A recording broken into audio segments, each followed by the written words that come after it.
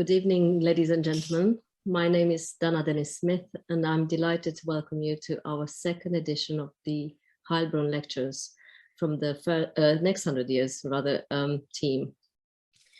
For those of you that are joining for the first time, this is a lecture series we set up last year in memory of Dame Rose Heilbron.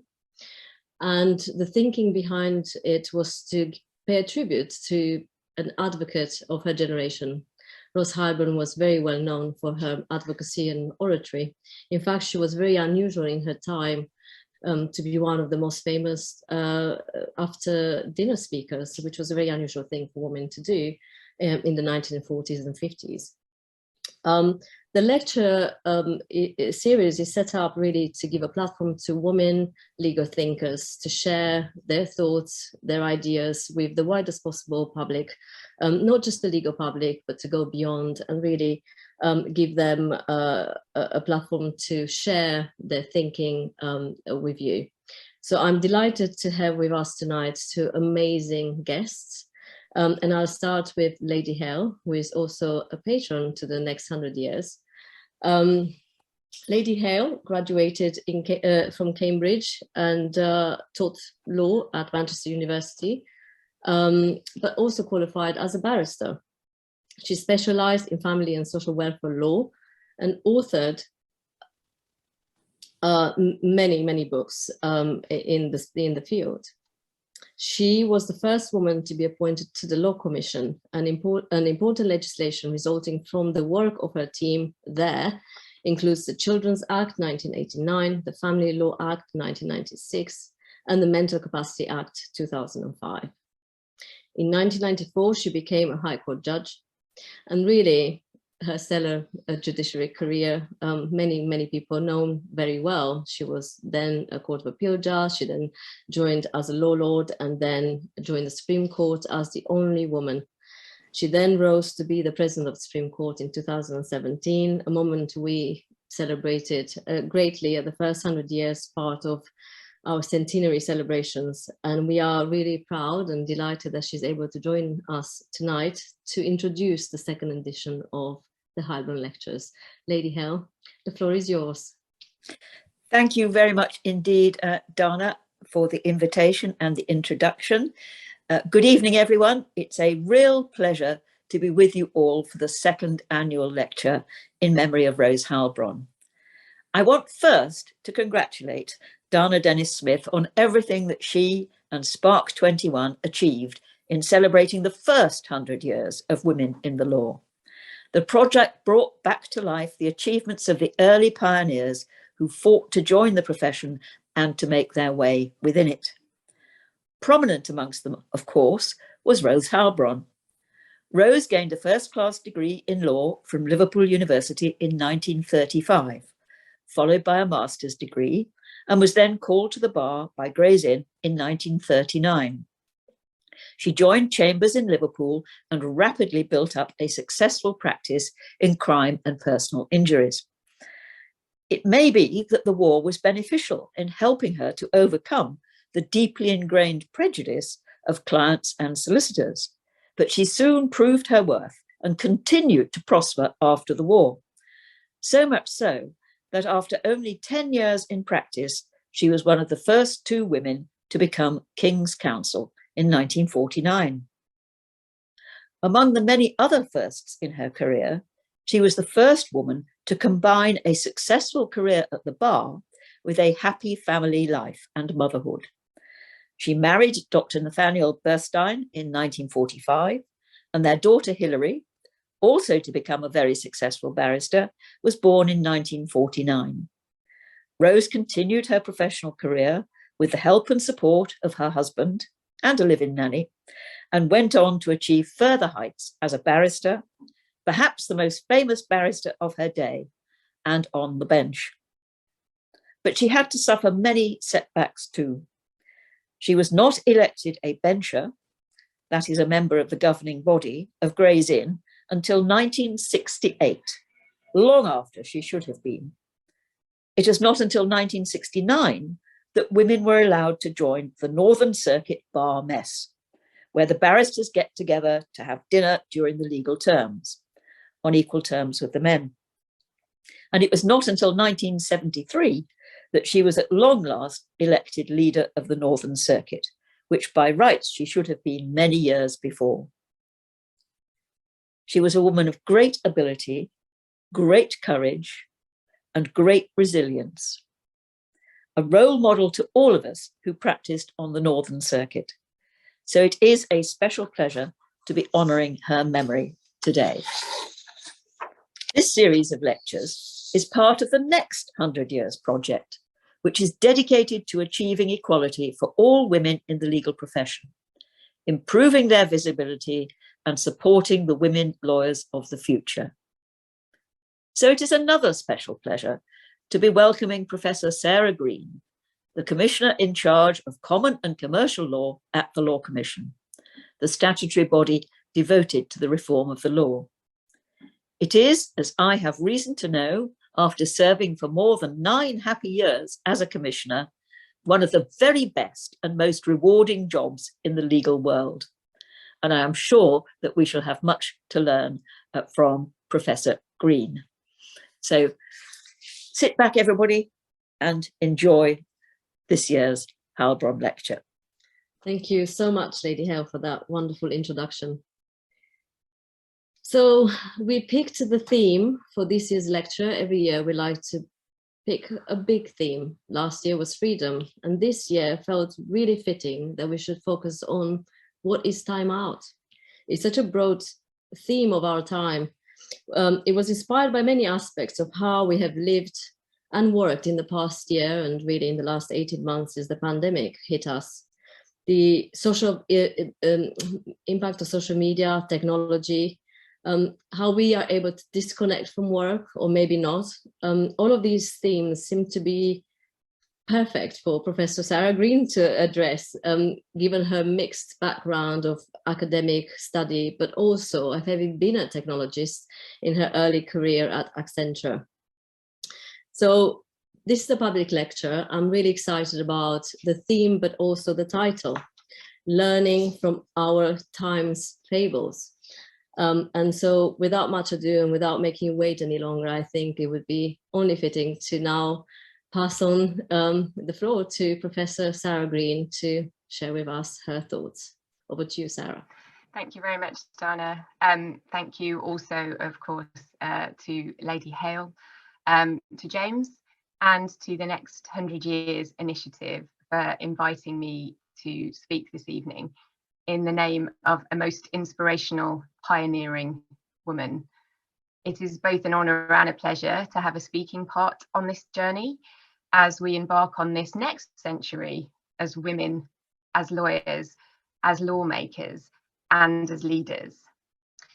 We are very fortunate to have in Dame Heilbron and in Lady Hale 2 paragons of brilliance, of courage, and of success to light our way, and we owe them a considerable debt. How better to repay that than to commit ourselves to yet more leaps forward in promoting equality and in expanding opportunities for women. And I want tonight to reflect briefly on how we might begin to do that. I should say at the outset, although I suspect I don't need to, that what I say this evening I do in my personal capacity, and what follows are not the thoughts of the Law Commission of England and Wales.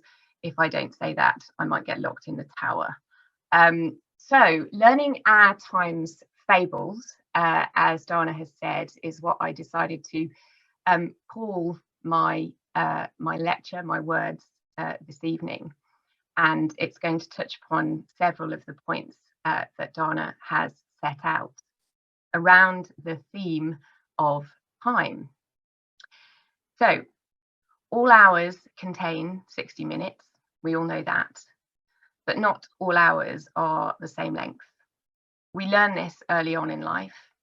The days before holidays and birthdays as a child seem to go on forever, and yet a fairground ride lasts no time at all. It doesn't change as we get older, albeit that the moments of significance do.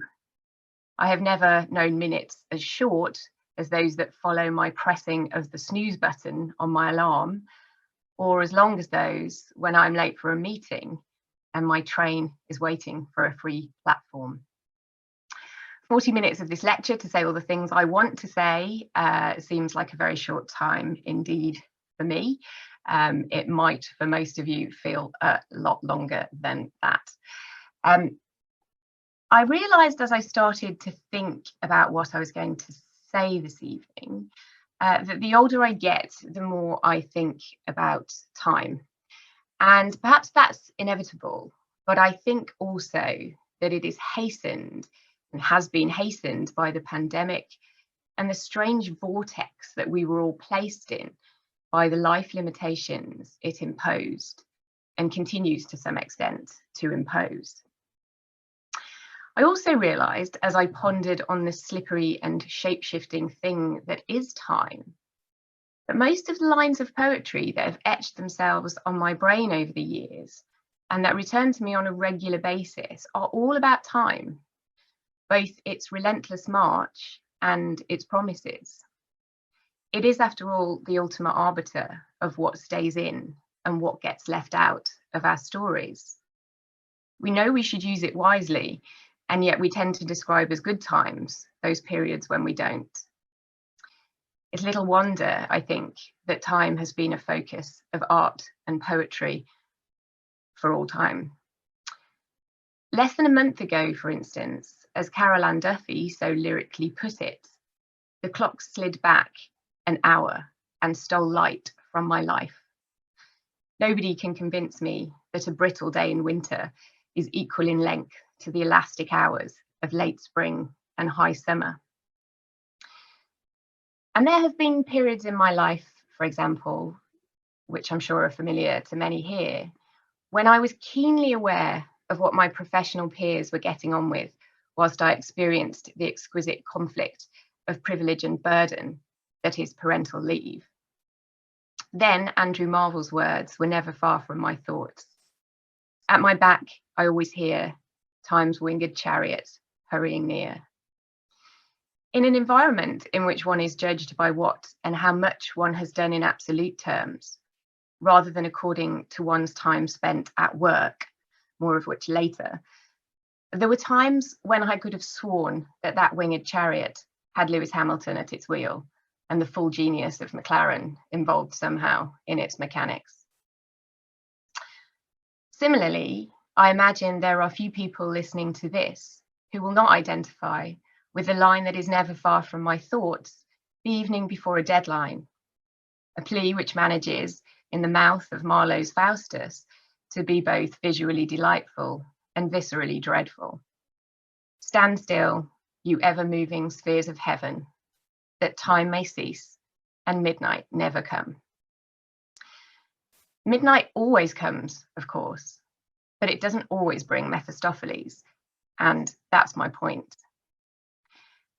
Time is the thing we're all given that none of us can keep, but it is also a healer and a space. Outside of the impotent spectator sport that is memory, it denies us access to the past, and so leaves us no choice but to move on and move forward. It gives us, thankfully, the opportunity to learn from its younger siblings how best to interact with its elders. And on this point, I give you Arthur Clough and one of the most sustaining lines I know. If hopes were dupes, fears may be liars. And I don't think there's really any arguing with that. I suppose if there is an overarching theme to my lecture this evening, it is that we are yet to see what midnight is going to bring. But although those spheres of heaven are not going to stop moving, we do not have to, nor should we, passively wait and see what it brings. At the risk of mixing morality tales, the ghost of workplace past has shown us what has been and how that worked out.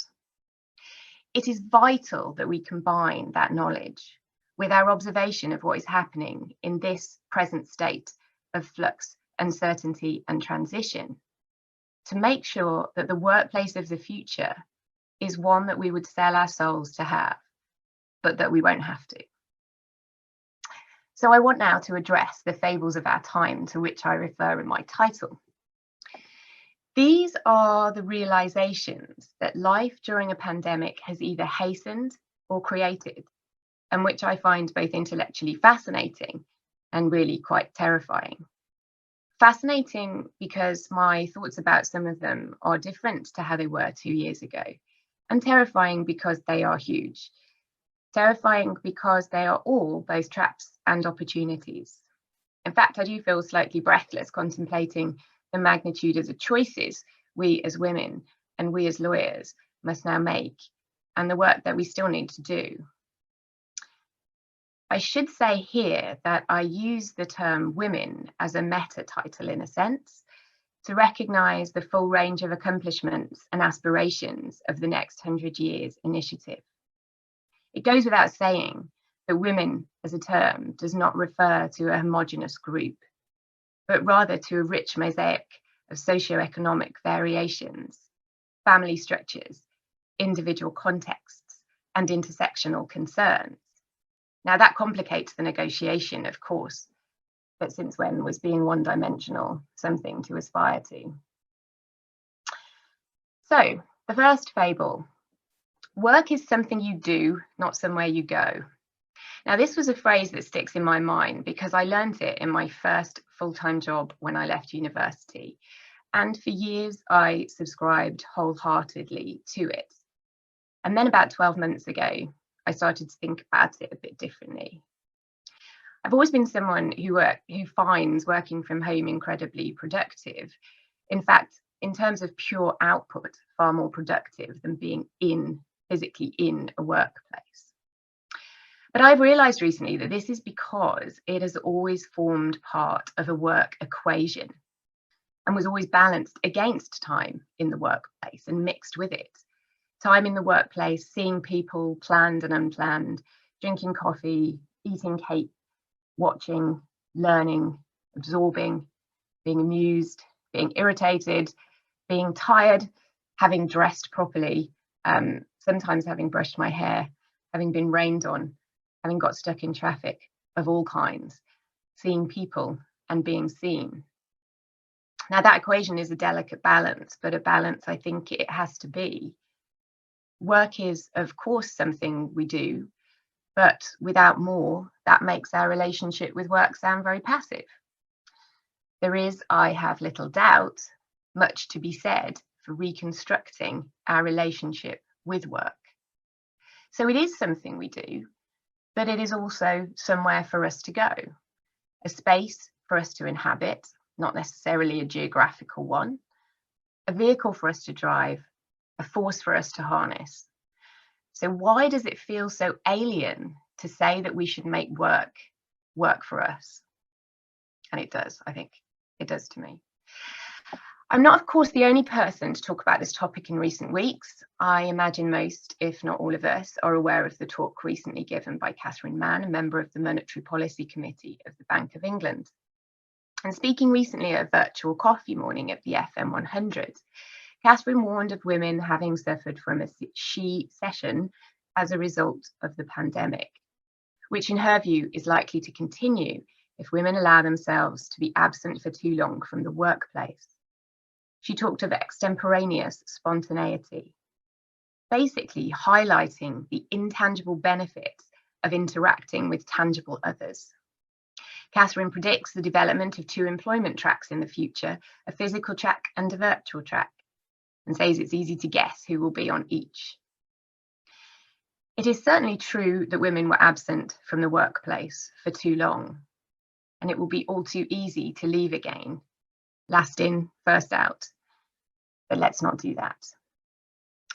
Let me be clear though, my purpose is not to suggest for a moment that we, any of us, should return to the models and expectations of the past. And neither should we passively accept that the old ways will return and that we will be in trouble if we don't conform.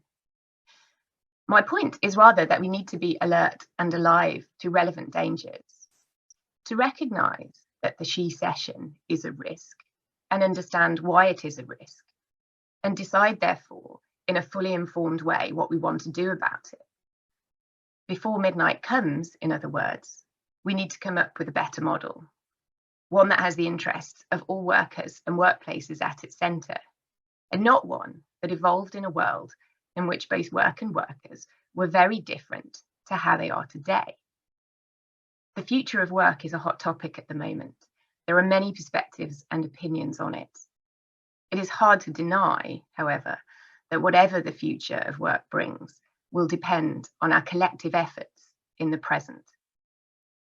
Now, more than ever before, women have to be at the negotiating table to make sure that the benefits of the tectonic shifts that are undoubtedly on the horizon work for women and not against women. We must have lines in this play.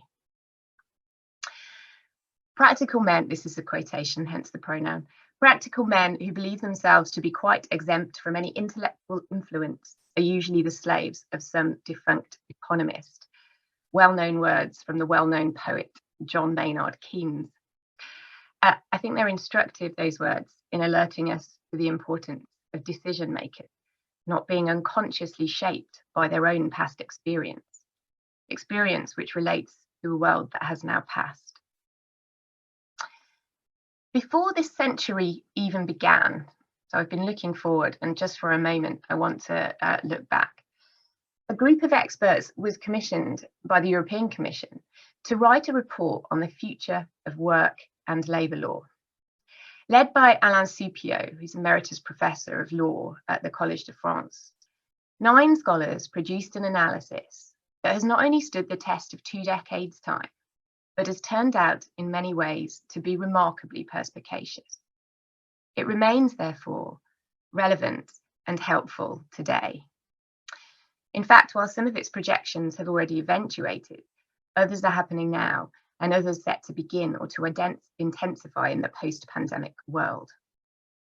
So that report, known widely as the Soupiot report for anyone who's not familiar with it, focuses mainly on the shifting patterns of work from an early capitalist industrial mass production model to the less formal, less hierarchical system with which we are here and now far more familiar.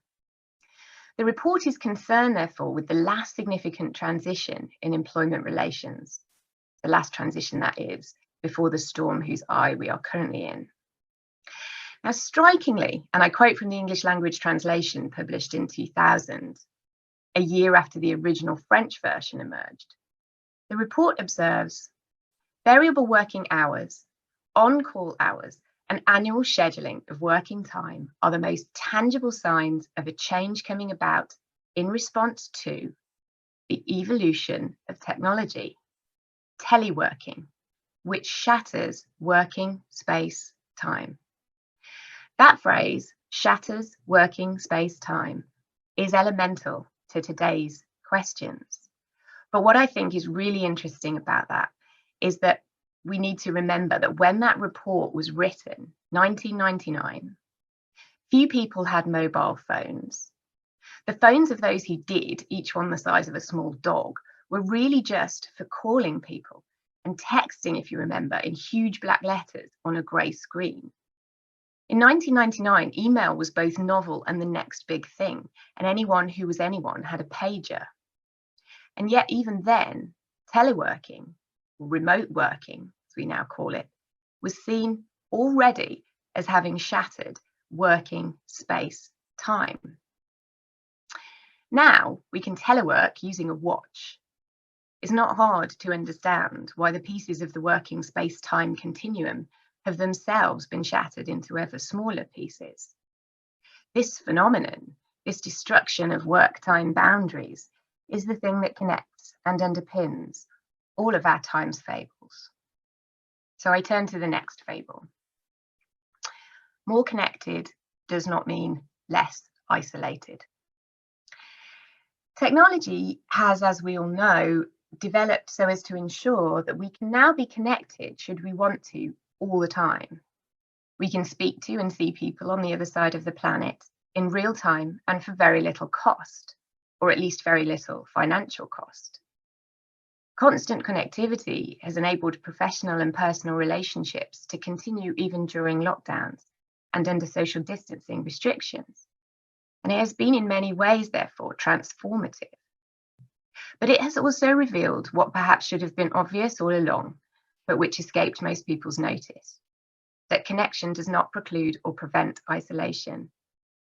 In subordinating physical presence to virtual appearance, remote communication technology has disembodied interaction, and in so doing, it threatens to disempower and to disenfranchise some of its users. This technology that has played a huge role in saving lives, jobs, and economies is, of course, to be welcomed and to be applauded. But like anything, what it gains in moderation, it loses in excess. It has allowed people to be both at work and at home simultaneously. And this has given more people, and certainly more women, access to work opportunities that they would not otherwise have had.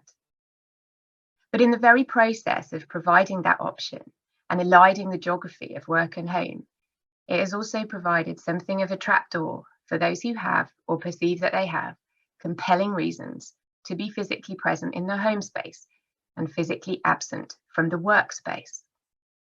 There has been much talk of a right to disconnect. But perhaps the default inherent in that is wrong.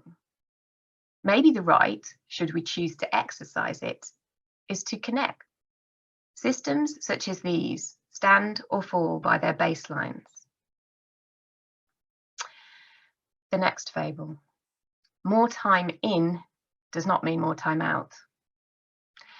For many, more time spent in the house does not, despite what we may have anticipated or hoped, mean more time out or more time to ourselves. The CPO report that I've already mentioned remains meaningful today, I think, because it shows both how far we have come and how far we have left to go. One of its standout observations for me is that it is a fiction to presume that work is detachable from the worker. The breaking down of formal paid work patterns for increasing numbers of workers has brought undoubted advantages, greater autonomy, more flexibility, and the potential for leisure time to be individually arranged.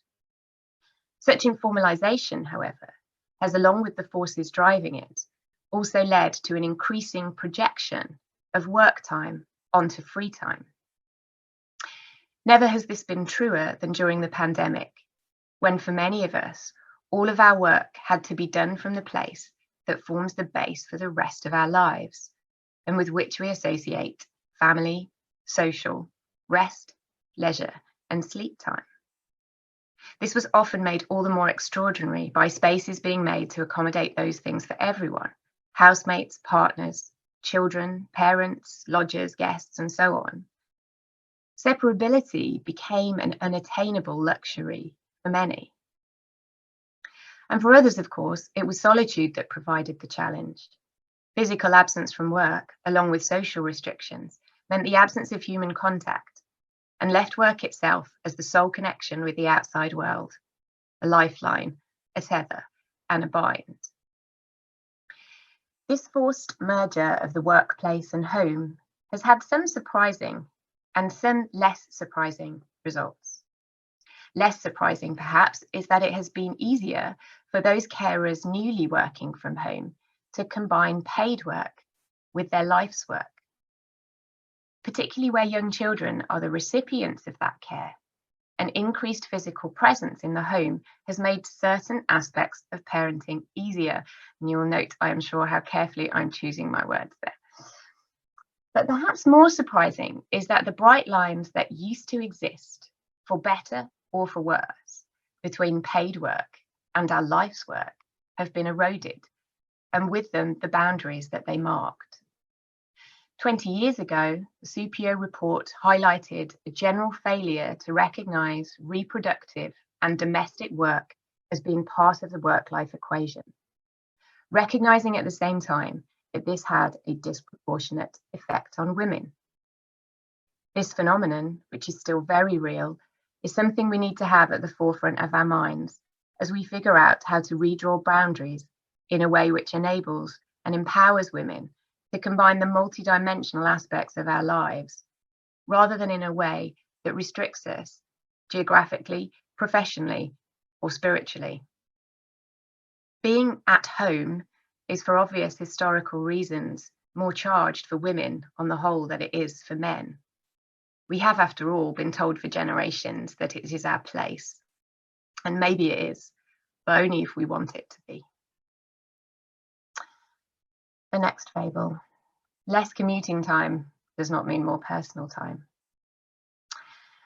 One of the reasons we expected to recoup more time for ourselves whilst working from home was the loss of commuting time, something which continues in many cases to be a silver lining to the pandemic and its effects. It is remarkable, however, that many of the people I speak to who have lost a commute, and in many cases quite a considerable commute, report that it has not resulted in their apparently gaining anything, apart from a longer working day. We all know that guilt is a great thief of time, after all. And commuting time feels like it belongs to paid work rather than life's work. And this is the case, even though it's very often done before work starts and after work ends. But many of us have left it on work's account. The question is whether we should continue to do so. Yes, it is a demand and a task that has reduced or disappeared, but that is not in itself something we need to make up for. In the aggregate, we are very unlikely to make the world worse by reducing commuting times. And it is not obvious that employers, maybe outside of the transport industry at least, get less out of employees who have not travelled anywhere. And the environmental benefits of reduced travel are, of course, at least potentially significant. Duty, though, is in the eye of the beholder. I think it's clear that we need to reevaluate our perception of workspace as well as work time, and accept that changing places for work can be important, but it is not intrinsically so. Geographical flexibility is not only important for the logistics of individual lives. It is now an inescapable truth that environmental considerations can no longer be subsidiary or incidental to human decision-making. That is one dimension in which time has seemingly lost patience and started to run like the wind, perhaps to prove the power of that particular sustainable resource. But ignoring this as a crucial factor in our decision-making will likely cost us the earth. So, what is the answer? What do we do with this knowledge? What do we learn from these fables? What do we do with the knowledge of what's now possible, what should be avoided, what's gone wrong, and what we really, really want? As women in law, we have the privilege of not having passively to accept anything anymore. Dame Heilbron, the remarkable woman after whom this lecture series is named, did not do so, and hers was a more solitary charge than any we are likely to have to make. The same, of course, can be said for Lady Hale, both women with first-class minds being the first in time. So what actively are we to do? Now, of course, I don't have a single answer to that, but I think there are some ideas and some stage directions that we can't afford to ignore. I'm not necessarily talking about a need for law reform. I think some of the things I will talk about are as likely to be achieved, at least in part, through cultural reform or through incremental shifts in attitudes and expectations. I have referred earlier to baselines and to defaults. Choices such as those we are faced with in terms of the organisation of work are made within a broader structure. Individualised arrangements and adjustments are all very well, but they are always made relative to a baseline, as the very word adjustment suggests. And what if the baseline is the problem? If we need to adjust away from it to reach a reasonable arrangement, what function is it performing? What work is it doing? I've already made the point, perhaps the taken as read point, that women's voices need to be heard in shaping the new. Professor Sandy Fredman, who's Professor of Law at the University of Oxford, whose work has done an enormous amount to advance equality in the workplace, describes substantive equality as a multi-dimensional concept. As she points out, it resists capture by a single principle, whether that be equality of results, equality of opportunity, or dignity. Professor Fredman makes the point, as I've tried to here, that such equality should not exact conformity as a price. Rage against the dying of the right. Instead, it should accommodate difference and aim to achieve structural change and facilitate full participation in society, both socially and politically. Now, we need to look to the interests of those in work in thinking about all of this.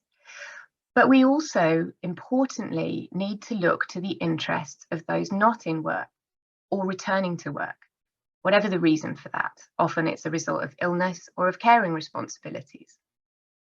But equality will never be attainable whilst allowance is not made for those who take on an extra burden of life's work at the expense of their paid work. I have long been amazed at the lack of recognition of this by institutions that should know better. By an insistence, for instance, on first past the post promotion or appointment processes, judging CVs by the number of lines on them, with no allowance made for time away from work. Now, the need for that sort of recognition is universal and is not important only for women. Shared parental leave, for example, is a case in point, and equitable is as equitable does. But we know, and we know empirically, that the failure to make such a recognition falls still disproportionately on women. In many cases, women have to do more in less time to keep up in professional terms.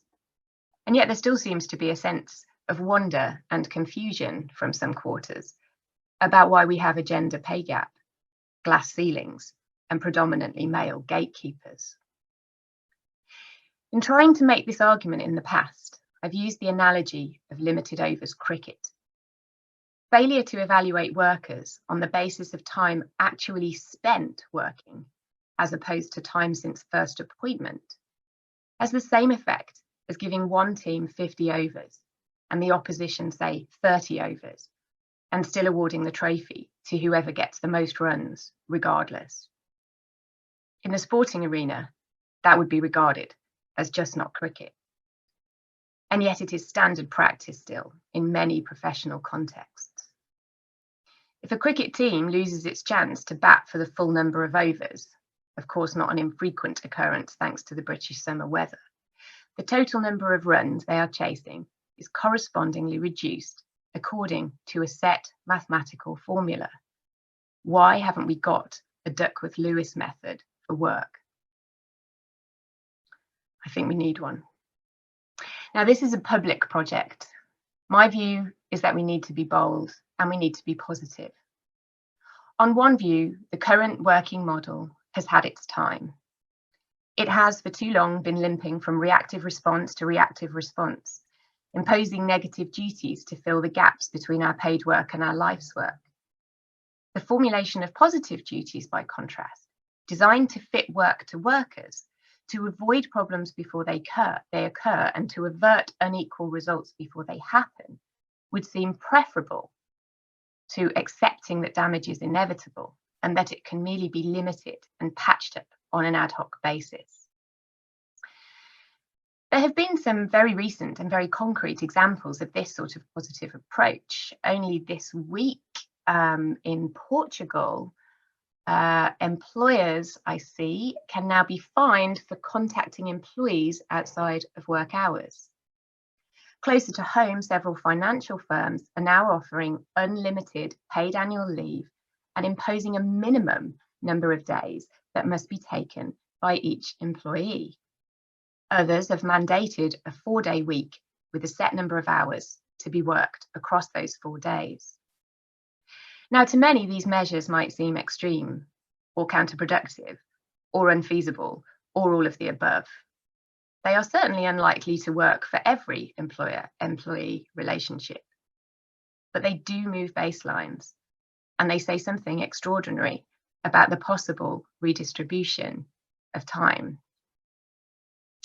And several of the things I've said tonight startled me when I first thought about them or encountered them, but I don't think that we should shy away from that. We live in interesting times for sure, and that feels like a backdrop conducive to bold moves. It feels in many ways to me as if we are sat on the cusp of something. Change, undoubtedly, but beyond, undoubtedly, I should say, but beyond that, I'm not sure of exactly what. This is a good time to act and to remember that line: if hopes were dupes, fears may be liars. Perhaps, for instance, the shattering of the working space-time continuum will be a good thing. Perhaps it is a boundary that has outlived its usefulness. But we need boundaries, so its replacement should be carefully chosen. If we accept that workers and work cannot satisfactorily be separated, and that a binary distinction between work and non-work is not necessarily feasible or constructive, what can we do instead? We could build a structure that recognises this as a fundamental principle and builds on it accordingly. Perhaps, as some employers are already doing, imposing not regimented working days or even patterns, but specifying instead aggregated maximum time during which one is directly accountable to an employer, or indeed to oneself in a paid work capacity. This is not to remove worker autonomy, but rather to enhance it and to ensure that our life's work is not subordinated to our paid work. Because maybe it's more important than ever to ask, what life is this, if full of care we have no time to stand and stare? William Henry Davis asks a very pertinent question. Even for those of us lucky enough to enjoy our jobs, there are many good reasons to ensure that we always make time to stand and stare. There is no getting away from the fact that we are having the time of our lives, whether we like it or not. Thank you. Thank you, Sarah. That was incredible. And there are so many thoughts that are running, but whilst they're percolating for everybody, and Lady Hale, I see you have returned. And I just want to say a few words about the time that is coming next year for the next 100 years. Some of you may know, next year we will celebrate 100 years since women were first called to the bar and qualified as solicitors. So next year we will again bring women very much to the center of the legal profession to make sure that they will be in the decision-making room going forward. So do stay in, and join the campaign and, join our events next year. We will have many more. This is definitely the last one for this year. But if you want to find out what we're doing next year, please remain connected to the next 100 years and our activities. And I hope you all clarified your thoughts now and you're ready with your questions. Lady Hale, what are your first impressions and thoughts on what you've heard? Well, the first impression is that I'm very impressed. But I think it's a problem that we've been worrying about for a very long time, about different definitions of work. I mean, I did very much like the life's work and work away from life's work. I thought that was very important. But the question I wanted to ask Professor Green is, do you think that men are as bothered by these issues as we women who've lived them and worried about them for many years now are? Because isn't the clue to getting it sorted out and getting round the table to have men as invested in these thoughts as we are? Well, I think the short answer to that is unfortunately no. I don't think they are as bothered about it or as invested in it. Two things though. First, I think that has changed slightly over the time that I've been thinking about it. Certainly it hasn't changed enough. And I also think, and this isn't really, it doesn't really help but I think in a lot of those cases, some men think they are as bothered and want to be as bothered. You know, it's not necessarily in all cases, I think, a question of thinking it's unimportant. But I think unless you have the lived experience of it, it's very difficult to really understand, you know, how big it can be and how huge its impact can be. I mean, the cricket analogy that I use this evening, I've used several times in explaining to various boards and committees on equality that I have given evidence to in the past. And I think, you know, you have to put it that starkly. You know, if we did see that in the sporting arena, people would be horrified at the unfairness of it. So, I mean, in short, sadly, I don't think that we are there yet. I'm not quite sure what the best way of changing that even further is. But as I said, I have sensed a slight shift, I think, over the past 2 decades. I don't know whether you would agree with that. You're looking slightly skeptical. Well, yes, I agree with you that there has been a slight shift. And of course, women have never got anywhere in trying to change the world without the support of some very thoughtful and empathetic men. But I wondered whether, in fact, young men are now rather more interested in these issues than they were when, certainly, I was young, because they just then took it for granted as to what their working pattern would be. Whereas I do think that younger men now are much more interested. But the problem is they get out into the big wide world and then they get captured by the assumptions and patterns of the big wide world. But how are we going to address this? How are we going to tackle it? Well, if I think you're right. I think younger generations have fewer presumptions and start off from, you know, different baselines that I've been talking about tonight. I think, and largely, I'm sure that's due in no small part to their family backgrounds, and they've seen mothers and other female relatives work in a way which they might not have done a few generations ago, certainly as a matter of course. But how we perpetuate it and how we keep that going once, I mean, it's past a certain stage, isn't it? I think for everybody, past a certain age. Obviously, childbearing age is a big marker, I think, for a lot of people. So I don't know. I'm wondering whether anybody else here today has any suggestion or has seen anything work.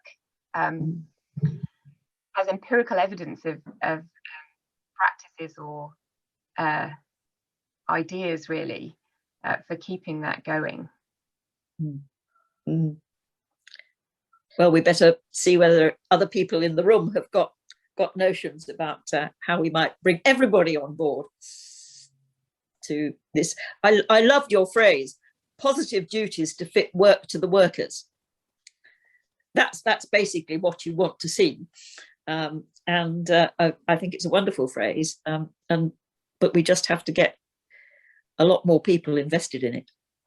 Yeah, but it feels quite dramatic. As I wrote it, you know, I thought this does feel dramatic, and it probably shouldn't feel dramatic, actually, because there's no reason. It wasn't obvious to me what the reasons against it would be, because of course it has certainly the potential to benefit workers and those they work for equally. So that's what moved me to talk about bold moves, really. Yes, agreed. I wanted to ask, well, it's not, I'm not sure if it's really a question. I was very interested in, you know, your mentioning of frameworks and, you know, drawing lines, and you talked about cultural reform, not just legal reform. But when you look at the last 100 years in terms of, you know, especially in women's rights, a lot of the time the drawing of the lines was through a legal change. So they brought culture change by drawing the line for legal reform. So if we were to use, and I know you can't say everything that you might want to say because there are some restrictions in place, but if we were to use legal tools to help us bring some of these changes that we heard. I also like that they are framed in a very positive way. They're not threatening. They are about clarity and giving value to one's life in the round. But what could we do legally to maybe bring then culturally the changes we'd like to see? I'm not sure culture would change before the redrawing of the line by itself. No, I think you're probably right, and I suspect that one of the best ways to do it would be to make legal reforms which give ideas, really, I think. So if we think about moving baselines, and as I've already said a couple of times this evening, I think that a lot of the time, even thinking about it in the abstract, that feels quite bold and it feels quite dramatic to say, well, you know, let's reconstruct this relationship of work and worker. We've all sort of grown up with it and got used to it. And I think you're probably right that it might well take the suggestion from law to say, actually, this is possible and this is fine and this is legitimate and you can do this. I mean, I'm thinking probably practically, given the broad range, because of course we're not just talking about law here and legal profession, but given the broad range of industries and sectors, I suspect that would probably have to be some sort of baseline from which in some ways there could be some obviously exceptions or contracting out, because there are clearly structures that wouldn't fit with that. But I think that in providing that as an example and as a benchmark, as I said, to say you can do this and this is possible. And we've already seen, I mean, I've given 3 examples. Actually, I think this week I read 5 or 6 news stories, and not deliberately. I didn't go searching them out because I was doing this talk. They just, you know, they popped up on my news feed. And it was quite surprising. I think there were 5 stories about different employers employing these different structures, 3 of which I've already talked about, and they're all along the same sort of lines. And it's about the employer or the organization taking the initiative, and rather than leaving it to workers who can't separate themselves from work in many cases, is putting the limits there for them, you know, putting the brakes on for them and saying, you will not do this. It's you know, it's almost changed. It's almost gone from one end of the spectrum to the other. It used to be employers saying you will be here at 8 a.m. and you will leave, you will stay until 6 p.m. or whatever. And now that it seems to be moving towards a situation where employers are actually putting limits on the time that's worked by their employees. So I think if that continues, and if we did have any sort of law reform which provided a suggested framework, if you like, as a baseline, then that might be what is required to change those default positions that we've all become so familiar with. So it was very interesting when you talked about the right to connect rather than the right to disconnect, because also I came across this campaign as well. There's a campaign, I think, around the right to disconnect. And it's a really interesting, talking about, you know, having new, fresh ideas of how we look at the problem. And so would we need legislation to create this kind of new boundary around this, you know, connecting into work, or how would we make it happen? Is it self-regulated by the workplaces, or do we need something bolder than that?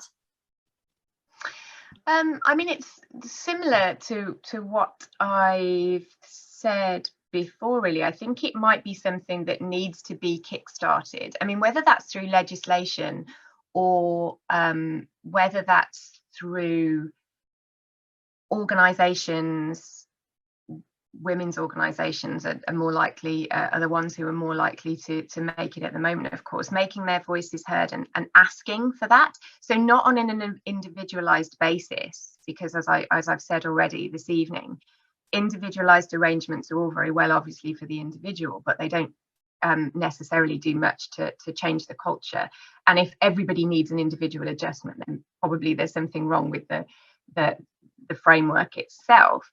So I think my sense is that we need, at least to begin with, a sort of softer approach. So if there is legislation, I think it needs to be it needs to allow different sectors to mold it to their own requirements, I think, and making women's organisations, and there are already some that are doing this and doing this very successfully, making those requirements loudly known, because as Lady Hale has said, I think there is at the moment actually quite a lot of goodwill, and there is quite a lot of willingness to change, but I think there is also a sort of lack of clarity about what those changes need to be and what it is that women actually want from the workplace. So even in my personal and professional experience, sort of anecdotally over the past year, I've heard quite a few different messages. I'm sure we all have. So I know there are some people who've really embraced being at home more and really like it, and it really does enhance their life-work relationship, and others who have not enjoyed it at all, and who do feel very left out of things and who want to get back into the workplace. And of course, that may be quite a confusing message to send. So I think what we need to do is to consolidate all those requirements and present them in quite a coherent way, so that those who are willing to make changes know what those changes have to be. That was a very long answer, sorry. We have a couple of questions that have come through. One of them, I think we kind of looked into it a little bit, but not necessarily specifically to employment law regulations themselves.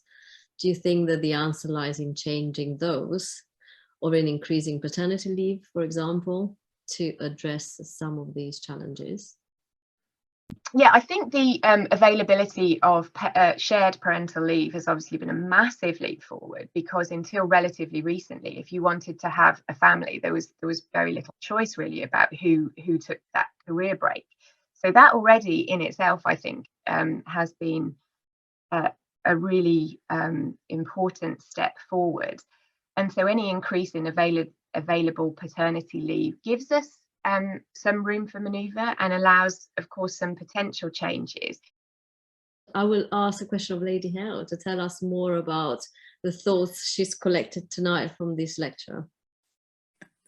The thought I have collected from the lecture is that we do have a huge opportunity presented by the experiences of the last couple of years, when life's work and work outside, different work, have had to be reorganized, and that we have learned that there are different ways of doing things and that they work. They don't work for everybody, and we need to have the proper balance between connected time and distant time. We all need that. But there are opportunities, as Professor Green has said, for a thorough rethink of what our relationship between the two parts of our lives and the two ways in which we spend our time should be. And it's encouraging that there are employers who are thinking this through as well, because of their experiences over the last couple of years. And so I think I come away with a message of hope, but I'm just hoping that that lovely quote about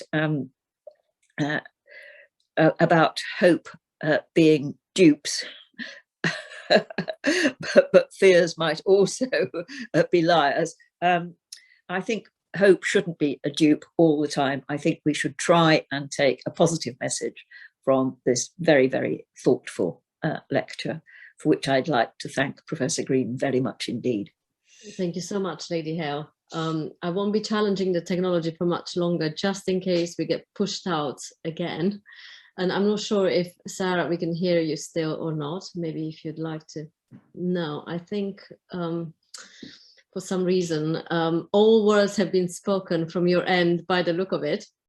And I would also like to thank you very much for really, really insightful and thought-provoking. I will be thinking about this for many months to come, I think, which was the point. The point was to show what amazing women in law we have, capable of thought-provoking ideas, able to share them with the widest possible public and really bring about change through those fresh ideas. So thank you so much for taking up the invitation. And I hope all of you listening at home or in the office or maybe in a cafe or in a restaurant, wherever you are, will be joining us in person, we hope, next year in a location that will be linked to Dame Rose Heilbron, but I will say no more. And we will celebrate also an anniversary linked to her next year, because she became a judge at the Old Bailey, and there will be an anniversary linked to that next year. So we have many, many reasons to celebrate women in law next year. And we will announce the theme for next year early in 2022. It will be, again, a thought-provoking, wide theme that allows our speaker really to approach it from their own personal perspective and really engage us all in new ideas.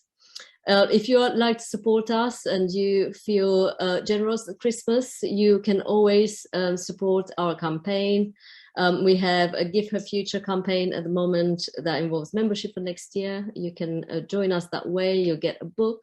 Of course, I know just the book you will be all buying for Christmas for everybody, and that is by the woman from Lady Hale's biography. So I hope you'll all gift it as well, because we do need to share these stories of women pioneers very broadly with men as well, because we need to educate them so we can change them around and make them allies.